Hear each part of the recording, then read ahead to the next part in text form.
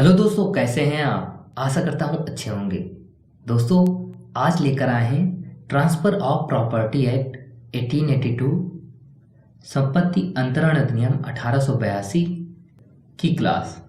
दोस्तों, यह इसका पहला वीडियो है जिसमें हम कवर करेंगे इंट्रोडक्शन को और व्हाट इज प्रॉपर्टी, प्रॉपर्टी क्या होती है इसको भी देखेंगे, और व्हाट इज ओनरशिप और स्वामित्व क्या होता है इसको भी समझेंगे इस वीडियो में। क्योंकि यह पहला वीडियो है तो इसमें हम ओरल इसकी ट्रांसफ़र ऑफ प्रॉपर्टी एक्ट का देखेंगे, टीपीए का ओरल देखेंगे सब कुछ कि इसमें क्या क्या ओरल होता है।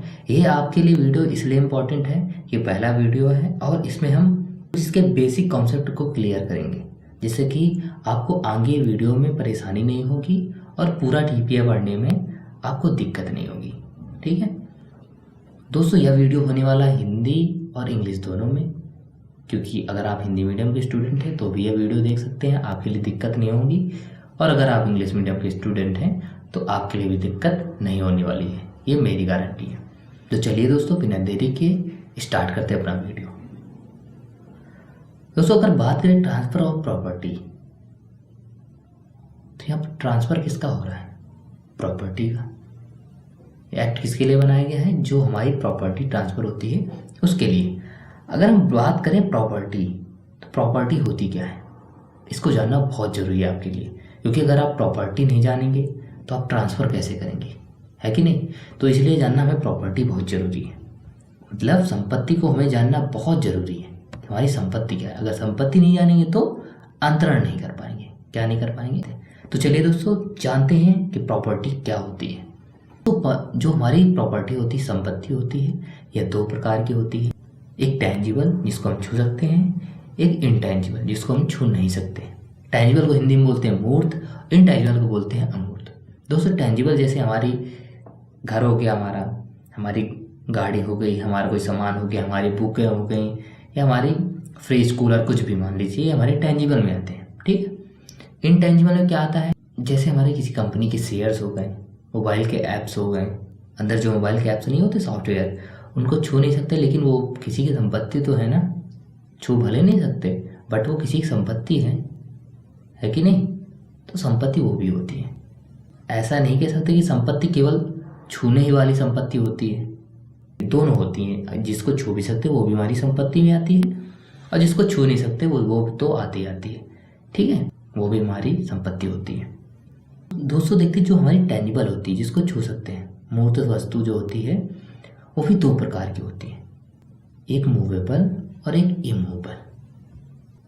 दोस्तों, इसको समझने के लिए एक अच्छा सा एग्जांपल है। जैसे कि आपका ये खेत है, ठीक है, टमाटर बो रखा है इसमें आपने, ठीक है, जैसे समझ लीजिए टमाटर बो रखा है आपने।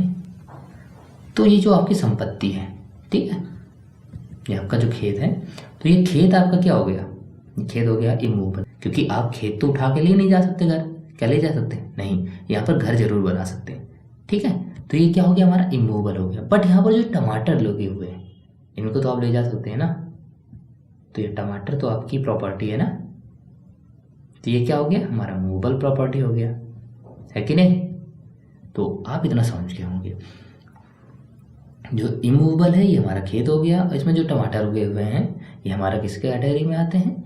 ये हमारे मूवेबल के कैटेगरी में आते हैं, चल संपत्ति की कैटेगरी में आते हैं। खेत हमारा अचल संपत्ति हो गया। ठीक है, इतना समझ के होंगे। इसको हम और डिटेल में समझेंगे दूसरे वीडियो में। उसमें इमूवेबल और मूवेबल के लिए मैं एक नेक्स्ट वीडियो अलग से बना दूंगा, इसमें आपको बहुत अच्छे तरीके से समझाऊंगा। इसमें आप बेसिक से समझ लीजिए। इसको एक बार रिपीट करते हैं। प्रॉपर्टी दो प्रकार की होती है, एक टेंजिबल, एक इनटेंजिबल, एक मूर्त, एक अमूर्त। टेंजिबल वो होती हैं जिनको हम छू सकते हैं, हमारे घर, किताब, फ्रिज, कूलर कुछ भी हो सकता है। इनटेंजिबल होते हैं जिनको हम छू नहीं सकते, फिर भी वो हमारी प्रॉपर्टी होती हैं, फिर भी हमारी वो संपत्ति होती है। जैसा कि मोबाइल में दे रखे ऐप्स हो गए, हमारे कॉपीराइट क्लेम हो गया, या हमारा कोई कंपनी में शेयर्स हो गए। ठीक है, ये हमारे इनटेंजिबल होते हैं। अब आते हैं टेंजिबल में होता है एक मूवेबल, इमूवेबल। ये हमने आपको एग्जाम्पल दे दिया खेत में टमाटर वाला। दोस्तों, संपत्ति के बारे में आपने इतना समझ लिया बेसिक सा। दोस्तों, संपत्ति के विषय में हमारे कॉन्स्टिट्यूशन में भी दे रखा है, इसको आप समझ लीजिए क्योंकि आपके एग्जाम प्रोस्पेक्टिव से बहुत इंपॉर्टेंट है। जो है संपत्ति है, प्रॉपर्टी है, इंडियन कॉन्स्टिट्यूशन के पहले फंडामेंटल राइट्स थे, मौलिक अधिकार के रूप में 19 का क्लॉज जी में दे रखा था। बट 1978 के जो अमेंडमेंट से यह आर्टिकल 300 क्लॉज ए के अंतर्गत संवैधानिक अधिकार बना दिया गया। जो हमारा प्रॉपर्टी का अधिकार है, राइट्स है, ये क्या है, कॉन्स्टिट्यूशनल राइट्स भी है, ठीक है। ये हमारा संवैधानिक अधिकार है, जिसमें से किसी व्यक्ति को उसकी संपत्ति से अलग नहीं किया जा सकता, ठीक है, वंचित नहीं किया जा सकता। अगर वंचित किया जा सकता है तो वह विधि के प्राधिकार के द्वारा, विधि के रूल के द्वारा, लॉ के द्वारा ही उसे वंचित किया जा सकता है, ठीक है, क्योंकि हमारा संवैधानिक अधिकार है हमारी प्रॉपर्टी पर, ठीक है। अगर उसको वंचित किया जा सकता है तो किसके द्वारा, विधि के द्वारा। अब जैसे जनरली देख लीजिए, जैसे आपके जैसे खेत हैं तो उससे अगर रोड पास होती है गवर्नमेंट की, हाईवे बन रहा है, तो गवर्नमेंट क्या करती है, विधि के द्वारा करती है, तो आपको कंपनसेट करती है। जैसे कोई आपका खेत दे रखा, ये रोड निकल रही, ठीक है, रोड निकल रही, आपका यहाँ पर अगर खेत है, ठीक है, आपका यहाँ पर खेत है, आपके खेत से रोड निकल रही है, तो गवर्नमेंट क्या करती है, आपको उसके द्वारा उतना मुआवजा देती है, पर उतना कंपनसेशन देती है, ठीक है। आपको वंचित किया विधि द्वारा, क्योंकि रोड भी बनना जरूरी है, विकास भी होना जरूरी है, इसलिए देती है, आपके उसके लिए पैसा दे देती है, ठीक है। तो आप ये समझ गए होंगे, क्योंकि हमारा कॉन्स्टिट्यूशनल राइट भी है हमारी प्रॉपर्टी में पूरा हक लेना, ठीक है। हम इसको हमने आपको बता दिया क्योंकि हमारे कॉन्स्टिट्यूशन में दे रखा है, तो आपको जानना बहुत ही जरूरी हो जाता है, ठीक है। तो आप समझ गए होंगे, ये हमारे 300 क्लॉज ए 300 का काम में दे रखा है, ठीक है। ये हमारा संवैधानिक अधिकार है प्रॉपर्टी, ठीक है। आगे बढ़ते दोस्तों प्रॉपर्टी जो हमारी होती है, ठीक है, इसमें हमारा पोसेशन भी होता है, कब्जा भी होता है, ठीक है। तो नॉर्मली यही बताया गया है, प्रॉपर्टी वही होती है, या लैंड हो सकती है हमारी प्रॉपर्टी, हमारी वेजिटेशन हो सकती है, मिनरल्स हो सकती है, डेली फूड्स हो सकती हैं। प्रॉपर्टी बात कर रहे हैं, वो में वनस्पत, खनिज, दैनिक खानदान, जिसमें हम ऑनरशिप का अपना राइट रख सकते हैं, ठीक है। अब क्या आप हवा में अपना स्वामित्व कर सकते हैं क्या, नहीं कर सकते ना। क्या आप सूर्य में कर सकते हैं क्या, नहीं कर सकते। चांद में कर सकते हैं क्या, नहीं कर सकते। आप अपनी ज़मीन में कर सकते हैं, आप अपने घर में कर सकते हैं, आप अपने फ्रिज में कर सकते हैं, आप अपने कूलर में कर सकते हैं, अपने कपड़े में कर सकते हैं, किताबें, ये सब में कर सकते हैं, क्योंकि हमने पहले ही पढ़ रखा है। हमारी प्रॉपर्टी 2 प्रकार की हो सकती है, टेंजिबल, इंटेंजिबल, ठीक है। इसमें आप हक कर सकते हैं। यही दे रखा है कि जिस संपत्ति में नॉर्मली हमारा कब्जा होता है, ठीक है, ऑनरशिप होती है, स्वामित्व होता है, वो ही प्रॉपर्टी कहलाती है, ठीक है। इतना आप समझ गए होंगे दैनिक खानदान वस्तुएं के बारे में। आगे है जो हमारा प्रॉपर्टी होता है और राइट्स, संपत्ति और अधिकार। दोस्तों यहाँ पर एक इम्पॉर्टेंट चीज़ होती है कि क्या संपत्ति वैसी ही चीज़ हो सकती हैं जिनको हम छू सकते हैं, जिन पे हम कब्जा करके रखे हुए हैं। तो यहाँ पर ये बताता है प्रॉपर्टी हमारे राइट्स भी हो सकते हैं। अगर हमारा किसी घर में जाने का राइट्स है तो वो भी हमारे लिए प्रॉपर्टी है कि नहीं। The term property includes many of these elements which are possible in relation to the particular substance. The rights and interest obtained in relation the substance are also called property. जो हमारे rights होते हैं, ठीक है, और interest होते हैं, ये भी प्रॉपर्टी कैटेगरी में आते हैं, ठीक है। बाकी हमने ऊपर तो देख ही लिया, ये सब प्रॉपर्टी में आते हैं।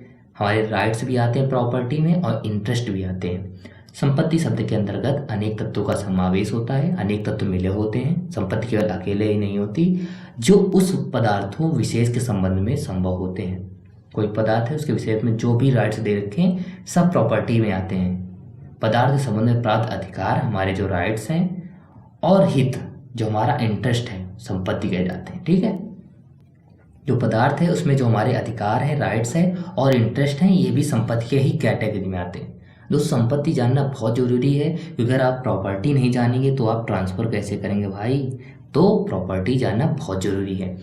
लैंड, भूमि, वनस्पत, खनिज, दैनिक खान पानी वस्तुएं, ये तो होंगी। और हमारे जो राइट्स होते हैं किसी वस्तु पे, हमारे राइट्स जो जागृत होते हैं या इंटरेस्ट जागृत होता है, ये भी किस में आते हैं, ये भी हमारे प्रॉपर्टी के ही कैटेगरी में आते हैं, ठीक है।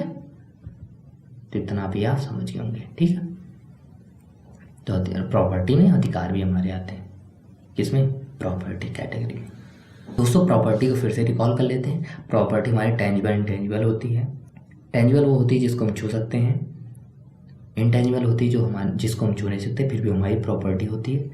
टेंजिबल होती है 2 प्रकार की होती है, एक मूवेबल एक इमूवेबल। उसका हमने टमाटर वाला एग्जाम्पल दिया था। जो हमारा खेत है वो इमूवेबल हमारी प्रॉपर्टी है, इमूवेबल है, बट उसका जो टमाटर है वो मूवेबल है, वो भी हमारी प्रॉपर्टी है। ठीक है, तो इमूवेबल मूवेबल समझ गए, चल और अचल संपत्ति समझ गए। उसके बाद नेक्स्ट टॉपिक आता है कि जो हमारे राइट्स होते हैं किसी भी वस्तु पे या हमारे इंटरेस्ट होते हैं वो भी संपत्ति के ही कैटेगरी में आते हैं।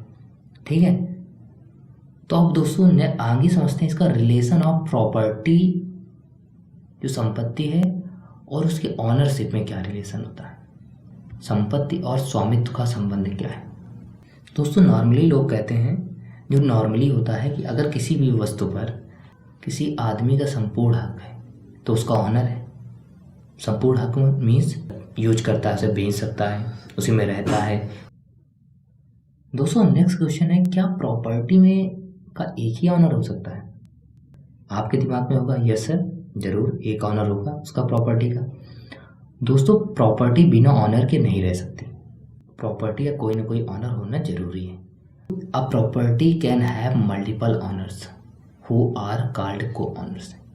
एक प्रॉपर्टी के मल्टीपल ऑनर्स हो सकते हैं, एक संपत्ति के कई स्वामी हो सकते हैं। Similarly there can be joint owners also, जिसे सहस्वामी कहा जाता है। इसी तरह संयुक्त स्वामी भी हो सकते हैं। दोस्तों जैसे कि प्रॉपर्टी दे रखी है, दोस्तों क्या इस प्रॉपर्टी में ये नहीं हो सकता किसी को इसमें जोतने का राइट हो, किसी को यहाँ की फसल काटने का राइट हो, या किसी को यहाँ की फसल ले जाने का राइट या किसी की यही बेचने ट्रांसफ़र का राइट हो सकता है ना। तो इसलिए कहा गया है कि प्रॉपर्टी में एक से अधिक स्वामी हो सकते हैं या संयुक्त स्वामी भी हो सकते हैं। ऐसा नहीं कि एक ही स्वामी के कि वो प्रॉपर्टी जो है तो उस एक ही स्वामी के ऊपर बिलोंग करती है।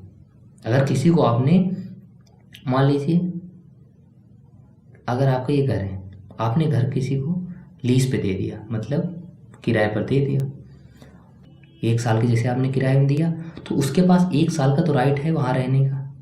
ठीक है, तो उसको राइट टू यूज़ तो उसके पास ही है, रुकने का, वहाँ खाना बनाने का, उसका कंज्यूम करने का, उपयोग करने का, उसके पास तो राइट है ना उपभोग करने का। लेकिन उसके बाद बेचने का राइट नहीं है।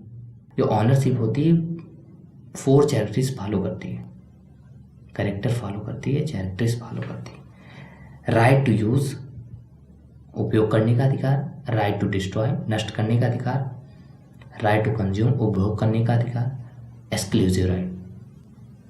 मतलब जो ऑनर होता है उसके पास ये 4 राइट होते हैं। ठीक है, मेनली कहा गया है कि 4 राइट होते हैं। लेकिन दोस्तों अगर आपने किराए पर दे रखी ज़मीन तो अब राइट टू यूज़ आपके पास है नहीं, फिर भी आप उसके ऑनर हैं। मेनली दोस्तों ये कहा गया है कि दोस्तों ऐसा नहीं हो सकता कि प्रत्येक समय एक ही व्यक्ति के पास उपस्थित रहना अनिवार्य है। सभी अधिकार ऐसा नहीं है कि सभी एक ही व्यक्ति के पास उपस्थित हो। हाँ, कभी हो भी सकता है, कभी नहीं हो सकता, क्योंकि इसका प्रत्येक तत्व का अंतरण, सभी पार्ट का विभाग अलग अलग व्यक्तियों को हो सकता है। ठीक है, बेचने का किसी को दे रखा है अधिकार कि आप बेचेंगे हमारा, जैसे एजेंट नहीं होता कि ज़मीन बेचना खरीदने का अधिकार उसको दे रखा होता है। ठीक है, नष्ट करने का अधिकार अपने बड़े भाई को दे दिया कि जब ये बिल्डिंग नष्ट होगी तो आपके पास मतलब कि बुलडोजर है तो आप इसको नष्ट कर देना। ठीक है, व्यक्ति होते हैं जो अलग अलग व्यक्ति होते हैं, वो वस्तु के अपने अपने अधिकार के स्वामी होते हैं। ठीक है, किसी को रहने का अधिकार है तो उसका स्वामी है, उसको बेचने का अधिकार है तो उसका स्वामी है, किसी को नष्ट करने का अधिकार है तो उसका स्वामी है। ठीक है, किसी को एंजॉय करने का अधिकार है तो उसका स्वामी जाता है। जो व्यक्ति होता है उसी की संपत्ति कही जाती है, जो उसका अधिकार होता है। ठीक है, अब जो आपने लीज पे दे दिया, ठीक है, तो क्या वो रहेगा नहीं, उसके पास अधिकार नहीं है? तो जरूरी थोड़ी है कि एक जो आदमी है उसकी जो संपत्ति है तो उसका स्वामी होते 4 राइट उसी के पास हो। जरूरी नहीं है, जरूरी नहीं है। फिर भी वो स्वामी रहेगा कि नहीं रहेगा? रहेगा। दोस्तों सामान्यतः जो ऑनर होता है उस व्यक्ति को कहा जाता है, जो स्वामी होता है उस व्यक्ति को कहा जाता है, उस व्यक्ति को कहा जाता है जिसके पास वस्तु का अंतिम स्थिति में जाना अनिवार्य है। दोस्तों जैसे आपने लीज पे दिया, 1 साल बाद तो आपके पास वापस आ ही जाएगी, तो अब उसके रियल ऑनर हुए कि नहीं। ए ने अपना घर बी को 10 साल के लिए पट्टे में दिया, ठीक है, मतलब वही लीज पे दिया। 10 साल बाद तो ये ए की प्रॉपर्टी जो है लीज पे, उसके बाद वापस ए के पास आ जाएगी कि नहीं आ जाएगी? आ जाएगी। तो ये जो लीज हुई 10 साल की, ये एक सीमित समय है। तो दोस्तों यहाँ पर कह सकते हैं कि जिस व्यक्ति के पास जो अंत में प्रॉपर्टी आ जाती है वही उसका रियल स्वामी होता है कि नहीं, रियल ऑनर होता है, ठीक है। अगर ये बात करें 10 साल के बाद, तो इसका रियल ऑनर कौन होगा? क्या आप बता सकते हैं? जरूर बता सकते हैं कि आप कहेंगे सर जी ए होगा। हाँ होगा, क्योंकि इसने अपनी प्रॉपर्टी 10 साल के लिए बी को लीज पे दी थी, ठीक है। जब बी का कार्यकाल पूरा हो जाएगा तो वो प्रॉपर्टी दोबारा ए के पास चली जाएगी, तो इसका रियल ऑनर तो ए ही हुआ ना। भले 10 साल उसके पास रहने का वहाँ पर राइट नहीं है, बट उसका रियल ऑनर ए ही हुआ, क्योंकि बी का इंटरेस्ट है ना वो सीमित है, लिमिट है बी के इंटरेस्ट में, वो उसको बेच नहीं सकता, 10 साल केवल रह सकता है। तो दोस्तों आप समझ गए होंगे मेन। लीजिए बेसिस फिर से रिकॉल कर लेते हैं इसको हम अच्छे से एक उसमें। दोस्तों प्रॉपर्टी 2 प्रकार की होती है, टेंजिबल और इनटेंजिबल। एक मूर्त एक अमूर्त होती है। टेंजिबल वो होती है जिसको हम छू सकते हैं, इनटेंजिबल वो होती है जिसको हम छू नहीं सकते, फिर वो हमारी प्रॉपर्टी होती है। टेंजिबल 2 प्रकार के आते हैं, चल संपत्ति, अचल संपत्ति, इमूवेबल प्रॉपर्टी, मूवेबल प्रॉपर्टी। टमाटर वाला एग्जांपल दिया था, उसमें टमाटर हमारा मूवेबल हो गया, हमारी जो ज़मीन है, खेत हैं, वो इमूवेबल हो गए। उसके बाद आता है कि क्या जो हम ठोस पदार्थ होते हैं, जो सॉलिड होते हैं, क्या वही संपत्ति हो सकते हैं? ऐसा नहीं हो सकता। हमारे राइट्स भी और इंटरेस्ट भी संपत्ति होते हैं, ठीक है। जैसे किसी कंपनी में तुम्हारे शेयर्स हैं तो वो भी तुम्हारी संपत्ति है, किसी वीडियोस में या कहीं पर आपके कॉपीराइट्स हैं तो वो भी आपकी संपत्ति है, ठीक है। इसके बाद जो संपत्ति का ऑनर होता है उसको डिसाइड करने के लिए मेनली लोग कहते हैं कि उसमें 4 चीज़ होते हैं जो उसका ऑनर होता है। राइट टू यूज़ कर सकता है, उसका डिस्ट्रॉय कर सकता है, कंज्यूम कर सकता है, एक्सक्लूसिव राइट होते हैं। लेकिन दोस्तों लास्ट में हमने देखा तो ऐसा भी होता है कि अगर आप उसका यूज नहीं कर रहे हैं, आपने लीज पर दे रखा है, तो उसका ऑनर तो आप ही हैं, बट उसका यूज़ करने का राइट आपके पास नहीं है। उसके बाद वो वापस आपके पास आ जाएगी। तो लास्ट में जो अंततः जाती है वही उसका रियल ऑनर होता है, मीन्स जिसके पास टाइटल होता है, टाइटल डीड होती है, जिसके पास उस कागज की रजिस्ट्री होती है, उसके पास जाता है कि नहीं। तो टाइटल जिसके पास है वही उसका मेन मालिक है। वो कितने भी मॉर्गेज करे, कितना भी लोगों को बांटे, बंडल ऑफ राइट्स बांट दे, बट उसके पास अगर टाइटल है तो वही उसका मेन मालिक है। इतना आप समझ गए बहुत अच्छी तरीके से। इतना अगर आप समझ गए हैं तो हम आगे बढ़ते हैं। और दोस्तों आप समझते हैं टीपी का स्ट्रक्चर क्या है, ठीक है। संपत्ति अंतरण अधिनियम का स्ट्रक्चर क्या है, कैसे डिवाइड है, क्या क्या हमें पढ़ना है, सब कुछ देखेंगे। अगर इसके कमिटमेंट की बात करें, प्रारंभ कब हुआ था? 17 जनवरी 1882 में। इनफोर्स में कब आया था? प्रवर्तन में 1 जुलाई 1882 में, ठीक है। इतना टाइम लग गया इसको प्रवर्तन होने में। दोस्तों अगर चैप्टर की बात करें तो 8 चैप्टर हैं, सेक्शन 137 है, टोटल सेक्शन 137 हैं, और ये 8 भाग में डिवाइड है। पहले में दे रखा है प्रारंभिक, सेक्शन 5 से 53A तक transfer of property bye act of parties. Parties के द्वारा, एक्ट के द्वारा जो पार्टीज होती हैं उनके द्वारा ट्रांसफर के बारे में बताया गया है। पार्टियों के अधिनियम द्वारा संपत्ति का हस्तांतरण, सेक्शन 5 से 53A तक। उसके बाद तीसरे पार्ट में है 54 से 57 तक सेल्स की बात की गई है, बिक्री की बात की गई है। 4 में दे रखा है 58 to 104 तक मॉर्टगेज की बात की गई है, बंधक के बारे में बात की गई है।